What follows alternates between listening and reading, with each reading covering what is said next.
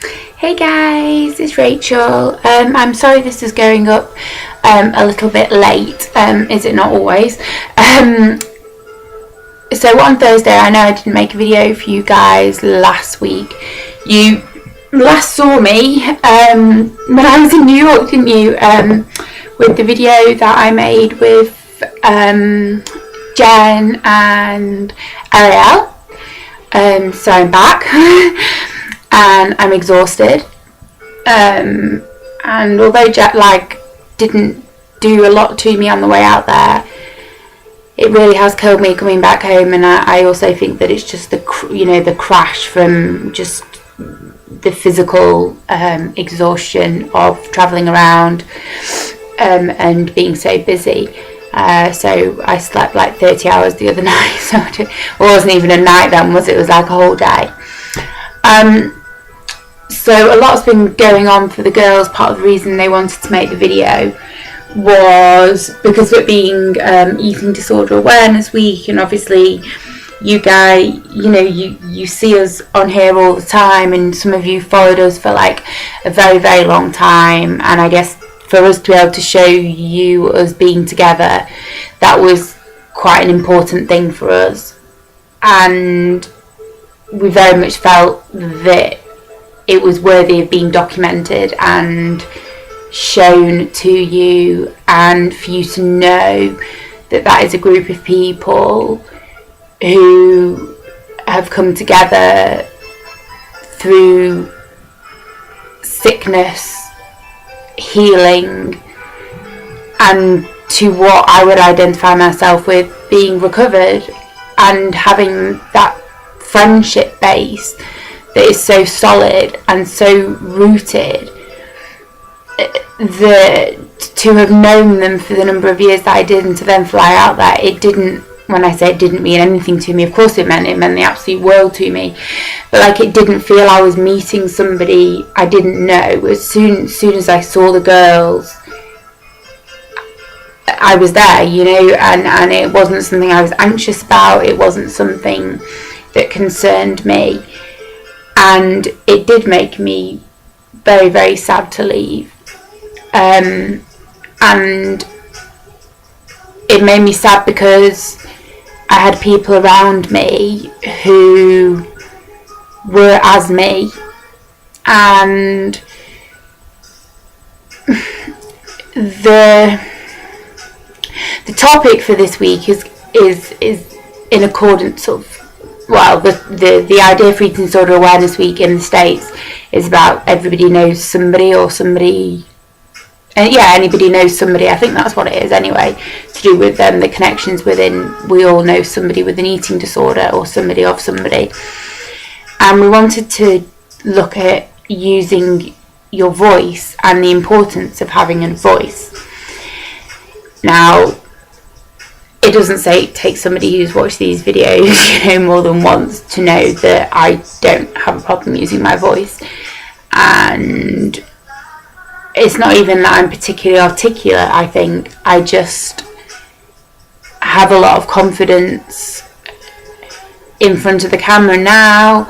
I've always been able to do the typical things you need to do with regards to using your voice. So if I needed to stand up and do a presentation, if I needed to talk to a large number of people, if I had to go meet with somebody, I never worried about things being awkward. I don't have those types of sort of social anxieties as such. So using my voice has always been something that I've had. It's taken me a long time to always use it in the right way. My voice has got me in trouble a lot of times in the past. It's meant that I've maybe said things or reacted in ways. I mean, I'm going way, way, way back to like high school. And, even going back to my childhood with my parents, and just literally not knowing when to shut up And that's a horrible way of putting it, because none of us should ever feel like we have to shut up. But it would be a case of never knowing when to stop and actually getting myself into a worse situation because I wouldn't shut down with my voice, basically. And it would get me into a situation which was worse for me ultimately. In school, all I did was talk. And for somebody to go from, you know, my school reports were always fine, and all through primary school, I mean, I remember it was, you know, but Rachel talks too much. And I've always been told that. And when I was ill, part of my anorexia was me to suppress my voice as well, because the idea was to disappear. Okay, so if I'm going to disappear, not only physically do I need to disappear, the whole of Rachel needs to disappear. And so I stopped talking. I didn't interact. I was not the same person. I wasn't even remotely the same person. I didn't even look the same. And there were times through my illness when I was mute and incredibly silenced by my illness, and saying anything just seemed futile, so I didn't say anything at all. If somebody said something to me, I didn't see why. You know, was my voice, what was it worth? I guess it was kind of like, I didn't feel worthy of taking up space. I didn't feel worthy of taking up room in the terms of my voice when another person's voice could be heard. And it was very much seeing those things as a privilege. And I didn't believe I deserved that privilege. And so when people said things to me, did things to me, I was silenced by it. And it has taken a very, very long time to find my voice again. And I'm not going to sit here and say to you that every time I've used my voice, it's been the best way to have managed a situation or to have vocalised something. But the stance I come from, and I do. I would rather somebody yelled something at me than didn't say something at all. That's where I come from. So for me, when it comes to communicating, I would rather have somebody get frustrated, shout, scream, get upset, and cry and scream and shout some more and just, you know, communicate, than just not say anything. Because I'm not saying that that's necessarily the best way to deal with a situation, but you're at least communicating, you're getting something out. And that's what I've had to learn. I've had to learn that I can't always contain my voice, and at times I say things or do things, but to me there's more in having a voice than not having a voice. And to me, silence is it's a huge killer. It destroys lives. And that isn't just across the rate, you know, with eating disorders. That's to do with, like, people who are in abusive relationships. It's to do with other mental health problems. It's to do with other illnesses. When you become silent, when you feel ashamed, when you don't feel able to use your voice, and you're silencing yourself,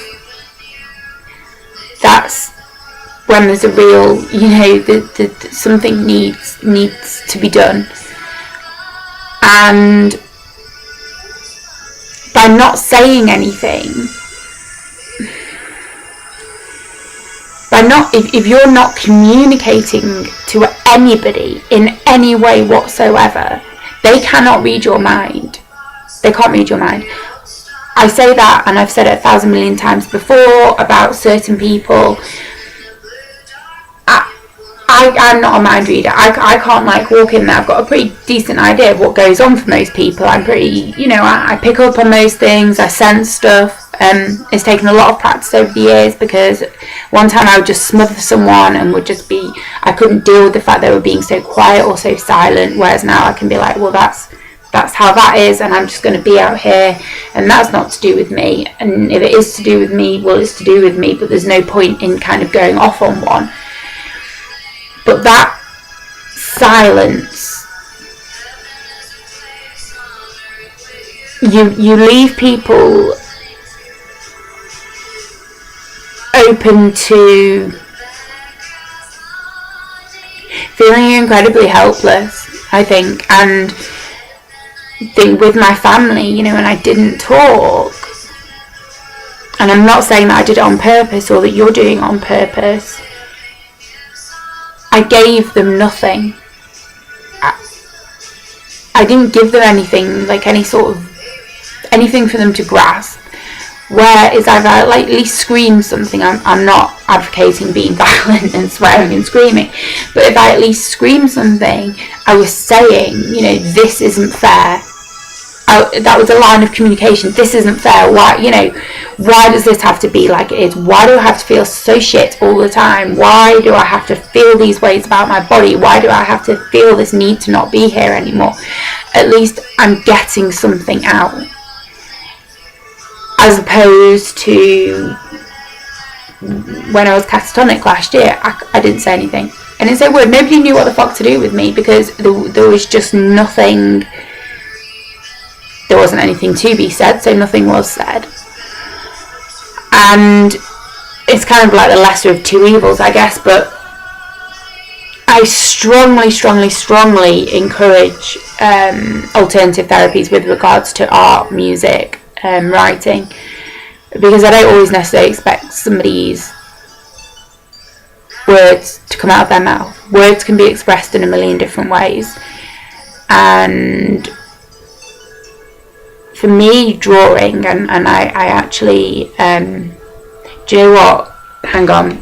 The computer, let me just, sorry. It's going to be low down now, isn't it? The computer is actually rested on this book. And it's called Art for Heart, and it's remembering 9/11. And it is New York University Child Study Centre, and what it basically is, so you can see, is, let me just,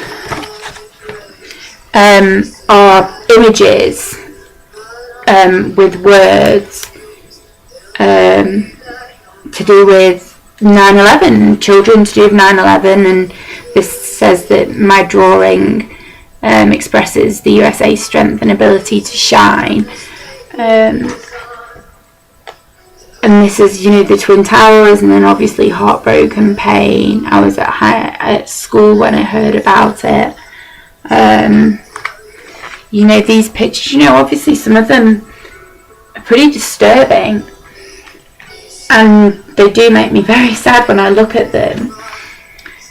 But I would rather see this, the people around you, than not.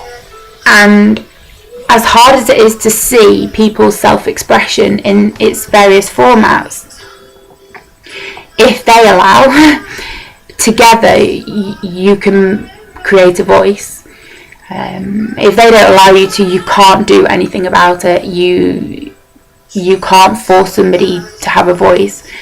So what I'm thinking about now is I'm thinking about Tumblr accounts, I'm thinking about blogger accounts, I'm thinking about Twitter accounts, I'm thinking about Facebook accounts.